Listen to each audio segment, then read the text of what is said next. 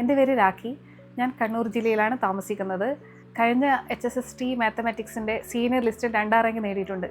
ഞാൻ പ്രിപ്പയർ ചെയ്യാൻ തുടങ്ങുന്നത് തന്നെ എൻ്റെ മാരേജൊക്കെ കഴിഞ്ഞതിന് ശേഷമാണ്. അപ്പോൾ എല്ലാവരുടെയും ആഗ്രഹം പോലെ തന്നെ ഒരു ഹയർ സെക്കൻഡറി ടീച്ചർ ആവുക എന്നുള്ളത് നമ്മുടെയൊക്കെ ഡ്രീം ജോബ് തന്നെയാണ്. കല്യാണം കഴിഞ്ഞവരെ സംബന്ധിച്ചിടത്തോളം ഈ ജോലി കിട്ടുക എന്നുള്ളത് കുറച്ച് റിസ്ക് ആയിട്ടുള്ളൊരു കാര്യമാണ്. അപ്പോൾ എക്സാം വരുന്നത് ഞാൻ ഡെലിവറിയൊക്കെ കഴിഞ്ഞ് 3 മാസം ആകുമ്പോഴാണ്. അപ്പോൾ കുറേ ബുദ്ധിമുട്ടുകൾ കുട്ടിയെ സംബന്ധിച്ചിട്ട് എല്ലാവർക്കും അറിയാവുന്ന കാര്യമാണ്. ഹാർഡ് വർക്ക് നന്നായിട്ട് ചെയ്തിട്ടുണ്ട്. ഹാർഡ് വർക്ക് ചെയ്തതെന്ന് ചോദിച്ചാൽ അത് കുറച്ച് കാലങ്ങളായിട്ട് തുടങ്ങിയതാണ്. എൻ്റെ പേര് രാഖി. ഞാൻ കണ്ണൂർ ജില്ലയിലാണ് താമസിക്കുന്നത്. കഴിഞ്ഞ HSST മാത്തമാറ്റിക്സിൻ്റെ സീനിയർ ലിസ്റ്റിൽ 2ാം റാങ്ക് നേടിയിട്ടുണ്ട്. അതോടൊപ്പം തന്നെ ഹൈസ്കൂൾ മാത്തമാറ്റിക്സ് ടീച്ചർ കണ്ണൂർ ജില്ലയിൽ 3ാം റാങ്കും എനിക്ക് നേടാൻ പറ്റിയിട്ടുണ്ട്. ഞാനിപ്പോൾ വർക്ക് ചെയ്യുന്നത് government ആർലം higher secondary school senior ടീച്ചറായിട്ട് ഇപ്പോൾ വർക്ക് ചെയ്യാണ്. ഞാൻ പഠിച്ചതൊക്കെ കണ്ണൂർ ജില്ലയിൽ തന്നെ. ഹൈസ്കൂൾ പഠിച്ചത് കൂടാളി ഹയർ സെക്കൻഡറി സ്കൂളാണ്. Higher secondary Munderi higher secondary school പഠിച്ചു. പിന്നെ എൻ്റെ ഡിഗ്രി പോസ്റ്റ് ഗ്രാജുവേഷനൊക്കെ മഹാത്മാഗാന്ധി കോളേജ് ഇരിട്ടിയിലാണ്. B.Ed ബ്രണ്ണൻ കോളേജിൽ ചെയ്തു. അപ്പോൾ അതായത് ഇതിനു വേണ്ടി ഞാൻ പ്രിപ്പയർ ചെയ്യാൻ തുടങ്ങുന്നത് തന്നെ എൻ്റെ മാരേജൊക്കെ കഴിഞ്ഞതിന് ശേഷമാണ്. അപ്പോൾ എല്ലാവരുടെയും ആഗ്രഹം പോലെ തന്നെ ഒരു ഹയർ സെക്കൻഡറി ടീച്ചർ ആവുക എന്നുള്ളത് നമ്മുടെയൊക്കെ ഡ്രീം ജോബ് തന്നെയാണ്. അപ്പോൾ അതിനുവേണ്ടി വളരെ നമ്മുടെ കഠിനമാണല്ലോ. അതായത് കല്യാണം കഴിഞ്ഞവരെ സംബന്ധിച്ചിടത്തോളം ഈ ജോലി കിട്ടുക എന്നുള്ളത് കുറച്ച് റിസ്ക് ആയിട്ടുള്ളൊരു കാര്യമാണ്. അപ്പോൾ ഞാൻ എൻട്രിയിൽ ഇപ്പോൾ ജോയിൻ ചെയ്തത് തന്നെ കോവിഡിൻ്റെ ഒക്കെ സമയത്താണ്. അപ്പോൾ പുറത്തേക്കൊന്നും പോകാനുള്ള, അതായത് ലൈവായിട്ടൊരു ക്ലാസ് അറ്റൻഡ് ചെയ്യാനുള്ള സാഹചര്യമില്ല. അപ്പോഴാണ് ഓൺലൈനായിട്ട് അത് നല്ലൊരു ഓപ്പർച്യൂണിറ്റി തന്നെയായിരുന്നു. അപ്പോൾ ഞാൻ പ്രഗ്നൻ്റ് ആയ സമയത്താണ്. വേറൊരു കാര്യങ്ങളോ ഒന്നും തന്നെയില്ല. അപ്പോൾ ആ സമയത്ത് പുറത്തു പോകാനോ വേറൊന്നും ചെയ്യാനില്ല. അപ്പോൾ ആ സമയത്ത് പ്രഗ്നൻ്റ് ആയ സമയത്ത് ഞാൻ എൻട്രി ആപ്പിൽ ഹൈസ്കൂൾ ടീച്ചറുടെ ഒരു ക്രാഷ് കോഴ്സ് അറ്റൻഡ് ചെയ്യാമെന്ന് വിചാരിച്ചു. എന്നിട്ടപ്പോൾ അതിന് ജോയിൻ ചെയ്തു. അപ്പോൾ അവരുടെ വീഡിയോസ് അത് അന്ന് തന്നെ ഒരു വീഡിയോ അവർ ഇടുന്നുണ്ടെങ്കിൽ അന്ന് തന്നെ കണ്ടു തീർക്കാൻ ഒരുപാട് ഓവർലോഡ്. ഞാൻ കുറച്ച് ലേറ്റായിട്ടാണ് ചേർന്നത്. അപ്പോൾ അവരുടെ വീഡിയോസ് കണ്ടു തീർക്കാൻ വേണ്ടിയിട്ട് ഞാൻ ശ്രമിക്കാറുണ്ട്. അത് ആ ചിട്ടയിലനുസരിച്ച് ടൈം മാനേജ്മെൻറ്റ് കൃത്യമായിട്ട് ഫോളോ ചെയ്യാൻ ശ്രമിക്കാറുണ്ട്. അവർ ഏത് ലൈവ് സെക്ഷൻ ഇടുന്നതായാലും കുറച്ച് ബുദ്ധിമുട്ടായി, ശാരീരികമായ കുറച്ച് ബുദ്ധിമുട്ടുകളൊക്കെ ആ സമയത്ത് ഉണ്ടാവും, എല്ലാവർക്കും അറിയാമല്ലോ. അപ്പോൾ ഇങ്ങനെ തുടർച്ചയായി ഇരുത്തം കാരണം കുറേ ബുദ്ധിമുട്ടുകൾ ഉണ്ടായിട്ടുണ്ട്. എങ്കിലും ആ ക്ലാസ് നഷ്ടപ്പെടുന്നതിൽ എനിക്ക് നന്നായിട്ട് ഒരു വിഷമമുള്ള ഒരാളായിരുന്നു. കാരണം നമ്മൾ എന്തായാലും ഒരു ആഗ്രഹമാണല്ലോ ടീച്ചർ ആവുക എന്നുള്ളത്. അപ്പോൾ അതിലേറ്റവും എക്സ്ട്രീം എന്ന് പറയുന്നത് നമ്മുടെ ക്വാളിഫിക്കേഷൻ, അതായത് പോസ്റ്റ് ഗ്രാജുവേഷൻ വിത്ത് B.Ed. അവരുടെ ഏറ്റവും മാക്സിമം എക്സ്ട്രീം ഉദ്ദേശം പറഞ്ഞാൽ ഒരു ഹയർ സെക്കൻഡറി ടീച്ചർ ആവുക. അപ്പോൾ അതിനു വേണ്ടിയല്ല, തുടക്കം മുതലേ സബ്ജക്റ്റ് കൈവിടാതെ നോക്കിയിരുന്നു. അതിനൊരു കൃത്യമായൊരു ഫോളോ ചെയ്യാൻ വേണ്ടി ആപ്പ് സഹായിച്ചിട്ടുണ്ട്. അതായത് അവരുടെ എക്സാം അറ്റൻഡ് ചെയ്യുക. അപ്പോൾ അത് നമ്മുടെ മാക്സ് നമ്മുടെ സ്പീഡ് കൂട്ടും നന്നായിട്ട്. അല്ലാതെ ഒറ്റക്ക് ഇരുന്ന ഒരാൾ പ്രിപ്പയർ ചെയ്യാമെന്ന് വിചാരിച്ചാൽ നമ്മൾ സബ്ജക്റ്റൊക്കെ കവർ ചെയ്യായിരിക്കും, പക്ഷേ അതിനൊരു പോളിഷ് എന്നുള്ള രീതിയിൽ നടക്കണമെങ്കിൽ കൃത്യമായി ഇവരുടെ ഒരു ആപ്പിൻ്റെ ഒരു ഫോളോ തന്നെ നല്ലതാണ്. കാരണം എന്നെ സംബന്ധിച്ചിടത്തോളം എൻ്റെ ഒരു 3ാമത്തെ PSC എക്സാമാണ് ജീവിതത്തിൽ ആദ്യമായിട്ട് എഴുതുന്നത്. ആദ്യം ഒരു യു പി സ്കൂൾ ടീച്ചർ എഴുതി, പക്ഷെ അത് കറക്റ്റ് ജസ്റ്റ് മിസ്സായിപ്പോയി. അത് കട്ട് ഓഫ്. അതിൻ്റെ കാരണം എന്ന് പറഞ്ഞാൽ എനിക്കൊരു ഓവർ കോൺഫിഡൻസ് ആയിരുന്നു. ഞാൻ തനിയിരുന്ന് പഠിച്ചു കഴിഞ്ഞാൽ നടക്കും. അതായത് GK കുറച്ച് ഞാൻ ബാക്കോട്ടാണ്.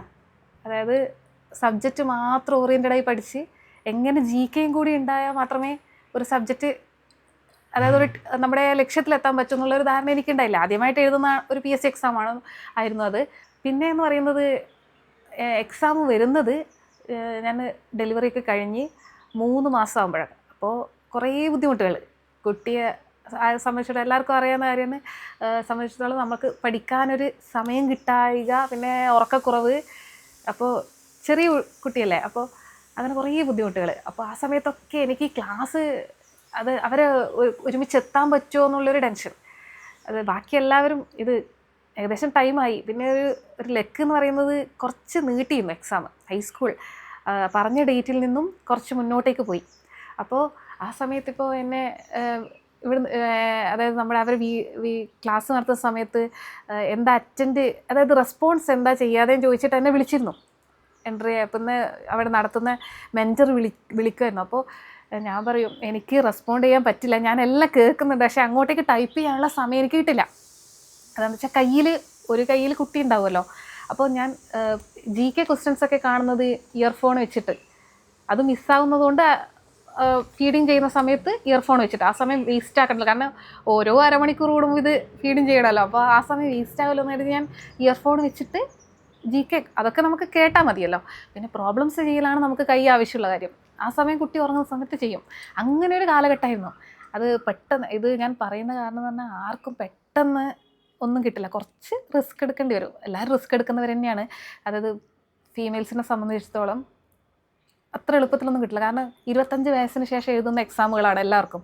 ആ സമയം എന്ന് പറഞ്ഞാൽ എന്തായാലും ഒരുവിധം എല്ലാ പെൺകുട്ടികളുടെയും വീട്ടിൽ നിന്ന് പ്രഷർ ഉണ്ടാവും, മാരേജ്. അപ്പോൾ അത് മാരേജ് കഴിഞ്ഞ് കഴിഞ്ഞാൽ പിന്നെ അവിടുത്തെ സാഹചര്യങ്ങളായി. ഫസ്റ്റ് സാലറി എന്ന് പറയുന്നത് എൻ്റെ HSST അല്ല. അതായത് എൻ്റെ ഒരു കാര്യം എന്ന് പറയുന്നത് എല്ലാം തുടർച്ചയായിട്ടാണ് കിട്ടിയത്. ഞാൻ പ്രിപ്പയർ ചെയ്തത് HSSTക്കാണ്. അപ്പോൾ അതാണ് എൻ്റെ മെയിൻ ലക്ഷ്യം. അപ്പോൾ അതിനുവേണ്ടി പ്രിപ്പയർ ചെയ്ത സമയത്ത് കൺഫർമേഷൻ കൊടുത്തു കഴിഞ്ഞാൽ PSC എക്സാം എഴുതിയിട്ടില്ലെങ്കിൽ അത് ബ്ലോക്കാക്കുന്നുള്ളൊരു ഇതുണ്ടായിരുന്നു. അപ്പോൾ അതുകൊണ്ട് എന്തായി, മാർച്ചിലാണ് ഹൈസ്കൂൾ എക്സാം എഴുതുന്നത്. അത് കഴിഞ്ഞു ഹയർ സെക്കൻഡറിക്ക് വേണ്ടിയാണ് ഞാൻ മെയിൻ ലക്ഷ്യക്കുന്നത്. അപ്പോൾ ആ ഹയർ സെക്കൻഡറി എക്സാമിന് 6 ദിവസം മുന്നേ സ്റ്റാറ്റിസ്റ്റിക്കൽ ഇൻവെസ്റ്റിഗേറ്റർ എന്ന് പറയുന്നൊരു എക്സാം നടന്നു.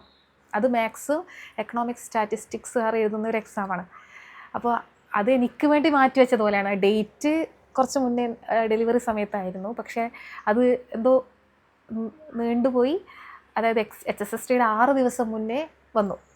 അപ്പോൾ വെറുതെ ഞാൻ ആ എക്സാം അറ്റൻഡ് ചെയ്യേണ്ടെന്ന് വിചാരിച്ച ഒരാളാണ്. കാരണം ഹയർ സെക്കൻഡറി അതിനുവേണ്ടി ഒരു ദിവസം പോലും പഠിത്തം മിസ്സാവുമല്ലോ എന്ന് വിചാരിച്ചിട്ട് ഇങ്ങനെ നിന്നതാണ്. പക്ഷേ ഞാൻ വിചാരിച്ചു കൺഫർമേഷൻ കൊടുത്ത് ബ്ലോക്കായി, ഇനി ഈ എക്സാം എഴുതുന്നതിലൊന്നും തടസ്സം വേണ്ടാന്ന് വെച്ച് വെറുതെ ഒന്ന് പോയതാണ്. പക്ഷേ ആ എക്സാമാണ് എനിക്ക് ആദ്യം കിട്ടിയ ജോലി. സ്റ്റാറ്റിസ്റ്റിക്കൽ ഇൻവെസ്റ്റിഗേറ്റർ, കണ്ണൂർ ജില്ലയിൽ. അത് 5ാം റാങ്കായിരുന്നു. അതൊന്നും ഒരു പ്രിപ്പറേഷനും ഇല്ലാതെ പോയി എഴുതിയതാണ്. വെറുതെ സബ്ജക്റ്റ് കയ്യിലുള്ളത് കൊണ്ട് മാത്രം കിട്ടി. അപ്പോൾ ആ ജോലി 2023 ഏപ്രിലാണ് കിട്ടിയത്. അങ്ങനെ ഞാൻ ഹാർഡ് വർക്ക് നന്നായിട്ട് ചെയ്തിട്ടുണ്ട്. ഹാർഡ് വർക്ക് ചെയ്തതെന്ന് ചോദിച്ചാൽ അത് കുറച്ച് കാലങ്ങളായിട്ട് തുടങ്ങിയതാണ് ഹാർഡ് വർക്ക് എന്ന് പറയുന്നത്. അത് ചെറിയൊരു ലിമിറ്റഡ് ടൈം അല്ല. അപ്പോൾ എല്ലാവരുടെയും HSST ആ സമയത്ത് എഴുതിയ എല്ലാവരുടെയും ഒരു പരാതി എന്ന് പറയുന്നത് കൺഫർമേഷൻ കൊടുത്തിട്ട് 2 മാസത്തെ സമയം കിട്ടിയുള്ളൂ. അപ്പോൾ കൂടുതൽ ആൾക്കാർക്കും അത് ശരിക്കും, അതായത് അവർക്ക് സിലബസ് കംപ്ലീറ്റ് ചെയ്യാൻ പറ്റിയിട്ടില്ല. അപ്പം ഞാൻ എന്ന് പറയുന്ന ആൾ പരിപാടി തുടങ്ങിയിട്ട് കുറച്ച് കാലമായി. അതിൻ്റെ ഒരു ജസ്റ്റ് ഒരു ഇത് മാത്രമാണ് ആ സമയത്ത് തുടങ്ങിയത്. നമുക്കൊരു കാര്യം നേടണം എന്നുണ്ടെങ്കിൽ, അതായത് അതായത് നമുക്ക് തുടർച്ചയാണ് എല്ലാവർക്കും പോകുന്നത്. ഒരാൾക്ക് ജോലി കിട്ടാൻ ലേറ്റ് ആകുന്നതിൻ്റെ കാരണം എന്ന് പറയുന്നത് അവർ കുറച്ച് കാലം നന്നായി നോക്കും, പെട്ടെന്ന് അവിടെ സ്റ്റോപ്പ് ചെയ്യും, എന്നിട്ട് കുറേ കാലം കഴിഞ്ഞ് നോക്കും. അപ്പോൾ അവർക്ക് കിട്ടില്ല എന്ന് ഞാൻ പറയില്ല, പക്ഷേ ആ കിട്ടുന്നതിൻ്റെ ടൈം വർഷങ്ങൾ നീണ്ടുപോകും. അങ്ങനെ ഒരുപാട് ആൾക്കാരെ ഞാൻ കണ്ടിട്ടുണ്ട്. അവർക്ക് നേരത്തെ എന്നോട് എല്ലാവരും ചോദിക്കുന്നത്, സീനിയർ ടീച്ചറായിട്ട് അത്യാവശ്യം ചെറിയ ഏജിൽ കയറിയത് കൊണ്ട് എല്ലാവരും ചോദിക്കും, ഡയറക്റ്റ് സീനിയറായിട്ടാണല്ലോ കയറിയത്, ഈ സമയത്തെ സീനിയറായി കഴിഞ്ഞാൽ നിങ്ങൾ കുറച്ച് കഴിഞ്ഞാൽ RDDയും പിന്നെ ഇതൊക്കെ ആവുമല്ലോ എന്ന് പറയും. അപ്പോൾ എല്ലാവർക്കും ഒരു ഇതായി, ഇത്ര ചെറിയ പ്രായത്തിൽ അങ്ങനെ കയറി. അത് കൂടുതൽ ലേറ്റ് ആയിട്ടില്ല എന്നുള്ളതാണ് ഞാൻ പറയുന്നത്. എനിക്ക് നഷ്ടബോധം തോന്നില്ല. കാരണം എന്താ വെച്ചാൽ എൻ്റെ BEd കഴിഞ്ഞിട്ടുള്ള ഫസ്റ്റ് എക്സാമാണ് ഞാൻ എഴുതുന്നത്. അത് വരുന്നത് 2023 അതായത് ആ 24 വയസ്സിൽ BEd കഴിഞ്ഞിട്ട് വരുന്ന ഫസ്റ്റ് എക്സാമാണ്. അതുകൊണ്ട് എനിക്ക് ഒരു എക്സാം നഷ്ടപ്പെട്ടു പോയല്ലോ എന്നുള്ളൊരു ടെൻഷനൊന്നുമില്ല. അപ്പോൾ ഈ കൺസിസ്റ്റൻസി ആണ് ഏറ്റവും ഇമ്പോർട്ടൻറ്റ്. ഞാൻ ഈ ടീച്ചിങ് എന്ന് പറഞ്ഞാൽ നമ്മുടെ മാക്സിമം ആണല്ലോ. അതായത് നമ്മുടെ BEd വിത്ത് PG ഉള്ള ഒരാൾക്ക് മാക്സിമം ആഗ്രഹിക്കാൻ പറ്റുന്നത് ഹയർ സെക്കൻഡറി. അപ്പോൾ ആ സ്ഥാനത്ത് ഇപ്പോൾ എന്നെ കാണുന്നവരുടെ സ്ഥാനത്ത് ആ സമയത്ത് ഞാൻ പഠിച്ചുകൊണ്ടിരിക്കുന്ന സമയത്ത് ഇതുപോലെ വീഡിയോസ് ആപ്പ് ഇടുന്ന സമയത്ത് ഞാൻ ആലോചിക്കും, ഇതുപോലെ എന്തെങ്കിലും നമ്മളെ ഇൻ്റർവ്യൂ ചെയ്യാൻ ആരെങ്കിലും വരുമോ? അതൊരു മനസ്സിൽ നന്നായിട്ടുണ്ടായിരുന്നു. കാരണം ഞാനൊരു ആഗ്രഹിച്ചിരിക്കുന്ന ഒരു 30-നുള്ളിൽ വന്നു കഴിഞ്ഞാൽ എങ്ങനെയെങ്കിലും നമുക്ക് കിട്ടും, ജോലി കിട്ടും. ഒരു വർഷത്തിലെങ്കിലും എപ്പോഴും കിട്ടുമായിരിക്കും 30-ൽ താഴെ വന്നു കഴിഞ്ഞാൽ. വേറൊരു കൺസെഷനൊന്നും കാര്യങ്ങളൊന്നുമില്ല, ഇല്ലാതെ ആളാണ്. അതുകൊണ്ട് ഞാൻ വിചാരിച്ചു 30 റാങ്ക് അത്രയാണ് ഞാൻ പ്രതീക്ഷിച്ചത്. അപ്പോൾ ഞാൻ ഇവരോട് പറയും, ഫാമിലി ഞാൻ ഫുള്ള് ബാക്കോട്ട് അടിക്കുന്ന ഒരാളാണ്. എപ്പോഴും നെഗറ്റീവേ പറയും. കാരണം ഈ എന്ത് കുറേ പ്രഷർ ചെയ്യണം, ബാക്കിൽ നിന്ന് കുറേ ആൾക്കാരെ കുത്താൻ വേണം, കാരണം എങ്കിലേ ഞാൻ മുന്നോട്ടേക്ക് വരും. അപ്പം ഞാൻ എപ്പോഴും എന്ത് തുടങ്ങുമ്പോഴും ആദ്യം ഞാൻ നെഗറ്റീവ് പറയാം. അയ്യോ ഇതൊന്നും നമുക്ക് പറ്റും തോന്നില്ല, കാരണം 30 റാങ്ക്, അതായത് സ്റ്റേറ്റ് വൈഡിൽ 30 ആളാവുക എന്ന് പറഞ്ഞാൽ എങ്ങനെ ആവാനാന്ന് പറയും. അപ്പോൾ ഇവർ പറയും അത് നിങ്ങളുടെ സബ്ജക്റ്റുകാർ മാത്രം എഴുതുന്ന എക്സാം അല്ലേ, അതിൽ 30 ആകാൻ അന്ന് ഇത്ര വലിയ ബുദ്ധിമുട്ട് ചോദിക്കും. അപ്പോൾ ഞാൻ പറയും എഴുതുന്നവരെല്ലാവരും ക്രീമുകളാണെന്ന് ആലോചിക്കണം. HSST അതായത് മാത്സ് എഴുതണമെങ്കിൽ എല്ലാവരും PG കഴിഞ്ഞവരാണ്, എല്ലാവരും BEd കഴിഞ്ഞവരാണ്, എല്ലാവരും സെറ്റുള്ളവരാണ്. അപ്പോൾ ഏറ്റവും ടോപ്പുകളിലാണ് നമ്മൾ 30 എത്തേണ്ടത്. എല്ലാം നന്നായി പഠിക്കുന്ന കുട്ടികളുടെ കൂട്ടത്തിലാണ് 30 എത്തേണ്ടത്. അത് എന്നെപ്പോലത്തെ ഒരാൾക്ക് പറ്റുമോ എന്ന് ചോദിക്കും.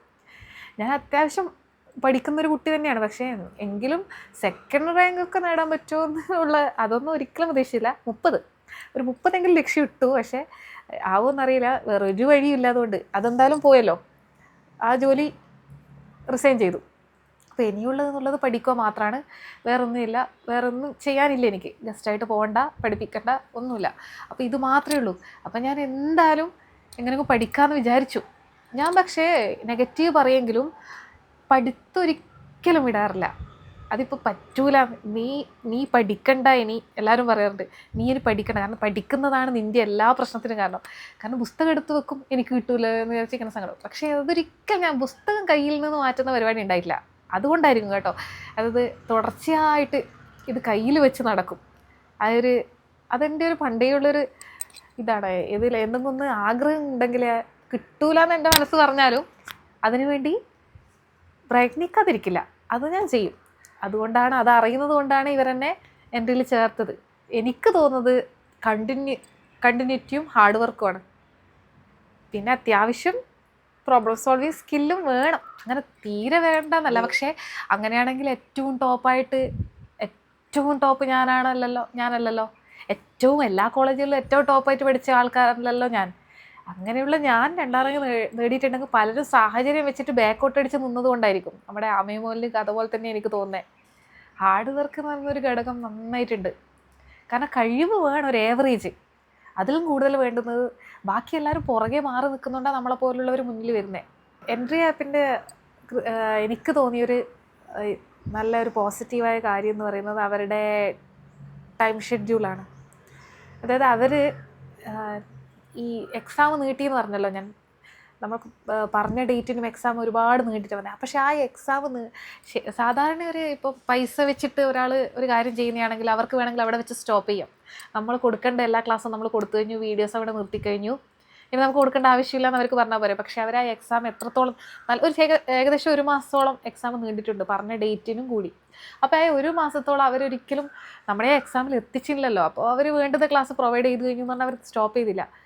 ഓരോ ദിവസം അവർ ഓരോ ലൈവായിട്ട് ക്ലാസ് തന്നിട്ടുണ്ട് സബ്ജക്റ്റിന്. പിന്നെ സ്റ്റാറ്റിക്, ഹൈസ്കൂളിൻ്റെ സ്റ്റാറ്റിൻ്റെ ക്ലാസ് എനിക്ക് തോന്നുന്നു ഏറ്റവും നല്ല മാർക്ക് സ്റ്റാറ്റിസ്റ്റിക്കൽ ഇൻവെസ്റ്റിഗേറ്റർ കിട്ടാൻ സാധ്യത അവിടെ കിട്ടിയ സ്റ്റാറ്റിൻ്റെ ക്ലാസ്സാണെന്ന് തോന്നുന്നു. സ്റ്റാറ്റിൻ്റെ ക്ലാസ് എല്ലാ ദിവസവും ലൈവായിട്ട് തന്നിട്ടുണ്ടായിരുന്നു. റെക്കോർഡ് ക്ലാസ് കണ്ടു കഴിഞ്ഞു, പക്ഷേ എക്സാമിന് വേണ്ടിയിട്ട് അവർ തന്നെ ഒരു ടൈം ടേബിൾ ഇട്ടിട്ടുണ്ടല്ലോ. അപ്പോൾ അവർ ഈ സമയത്ത് GK എന്ന് പറയും, ആ GK വീഡിയോസ് നമ്മൾ കണ്ടിരിക്കണം. അത് കഴിഞ്ഞ് സൈക്കോളജീൻ്റെ ക്ലാസ് വെക്കും, അപ്പോൾ ആ സൈക്കോളജീൻ്റെ ക്ലാസ് നമ്മൾ കണ്ടിരിക്കണം. എങ്ങനെയാണ് നമ്മളത് കണ്ടിരിക്കണം. അവരെ ക്ലാസ് സ്കിപ്പ് ചെയ്തിട്ട് നമ്മളതായ പഠിത്തം ആണ്, അതായത് പേരിനൊരു ആപ്പ് ചേർന്ന് നമ്മളെ പഠിത്തം നമ്മൾ തട്ടിക്കൂട്ടി എപ്പോഴും എക്സാമിന് പോകുന്ന പോലെ പോകാമെന്ന് കരുതി കഴിഞ്ഞാൽ PSC എക്സാംസ് കിട്ടാൻ നല്ല ബുദ്ധിമുട്ടാണ്. ഇപ്പം HSST എക്സാം ആണെങ്കിൽ, അല്ലെങ്കിൽ HSA എക്സാം ആണെങ്കിൽ, ടീച്ചിങ് ജോബൊക്കെ ആണെങ്കിൽ കാണുന്ന ഭൂരിഭാഗം ആൾക്കാരും പെൺകുട്ടികളായിരിക്കും അല്ലേ. കൂടുതലും ടീച്ചിങ് എന്ന് പറയുന്നത് പെൺകുട്ടികൾ ഒരു സേഫായിട്ട് പോകുന്നൊരു ജോലിയാണ്. വൈകുന്നേരം വീട്ടിലെത്തുക, ശനി ഞായർ ലീവ്, വെക്കേഷൻ, ഇതൊക്കെ പെൺകുട്ടികൾ എപ്പോഴും സേഫായിട്ട് കാണും. കൂടുതലും BEd എടുക്കുന്ന കുട്ടികളുടെ സീറ്റിൽ കുറച്ച് ബോയ്സേ ഉണ്ടാവും, കൂടുതലും ഗേൾസാണ്. അപ്പോൾ ഈ ഭൂരിഭാഗം ഗേൾസിലും കൂടുതൽ ആൾക്കാരും 25 വയസ്സിന് ശേഷം മാത്രം എഴുതാൻ പറ്റുന്നൊരു എക്സാം ആണല്ലോ ടീച്ചിങ് ജോബ് എന്ന് പറയുന്നത്. എന്തായാലും 2 ഇയർ BEd ആയി, 24 വയസ്സ് അവിടെ തന്നെയായി. എങ്ങനെയാലും 25 വയസ്സ് കഴിഞ്ഞവരായിരിക്കും ഈ കാണുന്ന വീഡിയോസിൽ കാണുന്ന ഈ എക്സാമിന് വേണ്ടി പ്രിപ്പയർ ചെയ്യുന്നവരെല്ലാവരും. അപ്പോൾ ഈ ഭൂരിഭാഗം ഗേൾസിലും കൂടുതൽ ആൾക്കാരും മാരേജ് കഴിഞ്ഞവരായിരിക്കുമല്ലോ, ആയിരിക്കില്ലേ. കാരണം ഇപ്പോൾ കുട്ടികൾ 30+ കല്യാണം കഴിക്കാമെന്ന് പറയുന്നുണ്ട്, എങ്കിലും കൂടുതൽ ആൾക്കാരും കാണുന്നവരൊക്കെ കല്യാണം കഴിഞ്ഞവരാണ്. അതിലും കൂടുതൽ ആൾക്കാർ കുട്ടികളുള്ളവർ കൂടിയായിരിക്കും ചിലപ്പോൾ. അപ്പോൾ അവർക്ക് എല്ലാവർക്കും ഉള്ളൊരു ബുദ്ധിമുട്ടാണ് ഇത്. ഇപ്പോൾ പറഞ്ഞത് എങ്ങനെ ഫാമിലിയും ഇതും പഠിത്തവും ഒരുമിച്ചെങ്ങനെ കൊണ്ടുപോവുക. അവിടെ തന്നെ ഉത്തരവുണ്ട്. പൊതുവേ ഗേൾസിനുള്ളൊരു മൾട്ടി ടാസ്ക് എബിലിറ്റി എന്ന് എല്ലാവരും പറയും. അത് ഗേൾസിന് മാത്രമുള്ളതാണെന്ന് പറയും. അത് സത്യം തന്നെയാണ് കേട്ടോ. അതായത് അവർ ഒരു കാര്യം ചെയ്തുകൊണ്ട് അതായത് ഒരു കാര്യം മാത്രമല്ല, ഒരേ സമയം പല കാര്യം ചെയ്യും. അപ്പോൾ അവർ വിചാരിച്ചാൽ അത് നടക്കാവുന്നതേ ഉള്ളൂ. അവർ കുട്ടിക്ക് ഭക്ഷണം കൊടുത്തുകൊണ്ട് ചിലപ്പോൾ ക്ലാസ്സും കേൾക്കും. അതവർക്ക് മാത്രം ഒരു രീതിയാണ്. അപ്പോൾ അവരോട് എനിക്ക് പറയാനുള്ളത്, ഇങ്ങനെ ഒരു ആപ്പ് ചേർന്ന് കഴിഞ്ഞാൽ നിങ്ങൾ വെറുതെ ചേർന്നാലാണ് അതെങ്ങനെയാലും ഓണാക്കി വെക്കാനുള്ളൊരു മനസ്സ് കാണിക്കുക വേണ്ടു.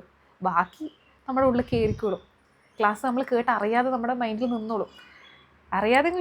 നമ്മൾ അറിയാതെ തന്നെ നമ്മൾ ചെയ്തോളും. പക്ഷേ ഓണാക്കി വെക്കാനുള്ളൊരു മനസ്സുണ്ടായാൽ മതി ബാക്കി പല കാര്യങ്ങൾ ചെയ്യുമ്പോഴും. എനിക്കതാ തോന്നുന്നത്.